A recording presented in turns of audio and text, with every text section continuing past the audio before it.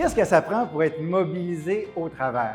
Est-ce que c'est de pouvoir, d'un côté, recevoir plein d'argent, avoir un horaire flexible, pouvoir utiliser les trucs qu'on a appris en prison?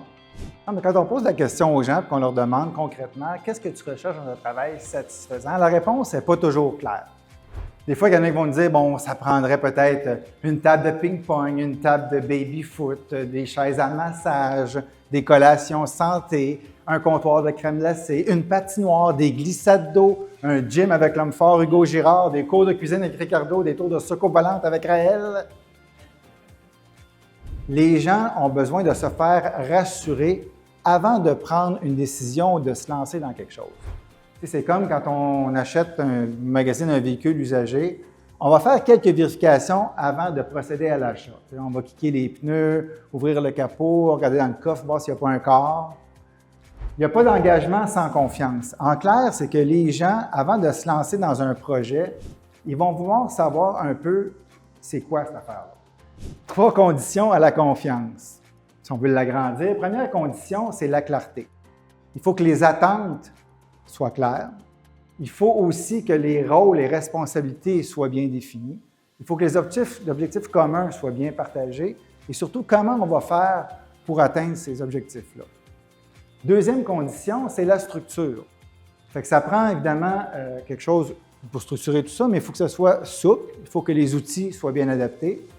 Et troisième condition, c'est le support. Donc, ça prend des ressources financières, du temps, de la formation, de l'accompagnement, du soutien, du temps, pour pouvoir bâtir graduellement cette confiance-là. Évidemment, il n'y a pas d'innovation sans sécurité. Il faut que les gens soient capables de pouvoir dire « je vais prendre des risques, je vais proposer des choses sans me faire taper sur les doigts nécessairement tout le temps ». Une fois que la confiance est installée, c'est seulement là qu'on peut parler justement de développer, favoriser l'autonomie, valoriser la collaboration et cultiver finalement les compétences qui est un peu la base de tout ce qui est l'innovation collaborative. Si les étapes d'avant ne sont pas faites, on arrive tout de suite à ça, ça ne fonctionnera pas. Donc l'autonomie, c'est clair, c'est le prérequis à la créativité, c'est le prérequis à la sécurité psychologique. Les gens, en fait, ils ont besoin de l'espace et de la confiance de faire de leur mieux, peu importe l'endroit ou le moment où ils sont. Puis pourquoi on ne le fait pas plus? Il y a plein de raisons de donner plus d'autonomie. Il peut y avoir aussi plusieurs raisons de ne pas le faire plus. Ça peut être peut-être qu'on doute de nos capacités en communication, peut-être qu'on a peur de la confrontation, peut-être qu'on n'a pas le temps, on aime mieux le faire nous autres mêmes, ça va aller plus vite, ou peut-être aussi que c'est l'ego. Dites-vous bien que si vous déléguez quelque chose à quelqu'un et que vous n'êtes pas nerveux, c'est peut-être parce que la personne n'a pas assez d'autonomie. La collaboration, ce n'est pas le fruit du hasard. Il faut mettre en place les conditions favorables pour que ça se passe.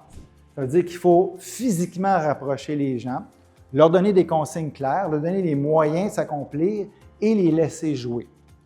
Mais si on ne provoque pas ça, ça n'arrivera pas. 3 obstacles, 3 barrières à la collaboration. Manque de communication, manque de direction, manque de ressources. Si on fait juste communiquer, qu'il n'y a pas de direction, pas de ressources, on tourne en rond. S'il y a de la direction sans communication et sans ressources, c'est le chacun pour soi. Et si finalement, il y a plein de ressources, mais qu'il n'y a pas de communication, pas de direction, bien là, c'est comme des poules sans tête. Et ça prend vraiment les 3 parce que même si on a communication et direction, mais sans ressources, risque de burn-out. Si on a de la direction et des ressources sans communication, chacun travaille en silo. Et si on a des communications, plein de ressources, mais pas de direction, là, on peut avoir du gaspillage. Donc, il faut vraiment trouver l'intersection de ces 3-là, communication, direction et ressources. Et les experts, bien, c'est ceux qui font le travail. Donc, les gens ont besoin de l'autonomie pour réfléchir, ils ont besoin de la collaboration pour explorer et essayer de développer leurs compétences.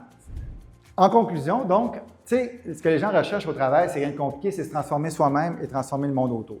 Les gens sont en quête d'identité, en quête de sens, ils veulent se réaliser.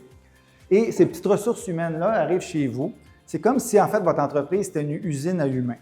Nous autres, notre but, c'est de recevoir cette matière première-là qui est l'humain et on va l'aider à se réaliser, à apprendre, à se développer, à avoir le sentiment de devoir accompli. Et on fait ça comment? On fournit de l'autonomie, on fournit de la collaboration et on fournit des outils pour développer ses compétences. Autonomie, amis, outils. Et l'objectif, c'est quoi? Développer le sentiment de réalisation. J'ai laissé un petit leg, même si j'ai travaillé juste dans un petit projet d'innovation collaborative, j'ai l'impression d'avoir laissé un leg dans cette entreprise-là.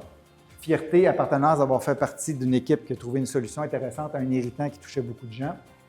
Bien-être, plaisir, argent et bien sûr, l'objectif final, c'est qu'on veut que les gens ressorte grandi. Surtout qu'on rapetisse en vieillissant, ça a l'air. Si tu veux rendre une personne heureuse, donne-lui un travail. Si tu veux rendre ses enfants heureux, donne-lui un travail qui la fera grandir. Merci beaucoup, Montréal. Bonne journée.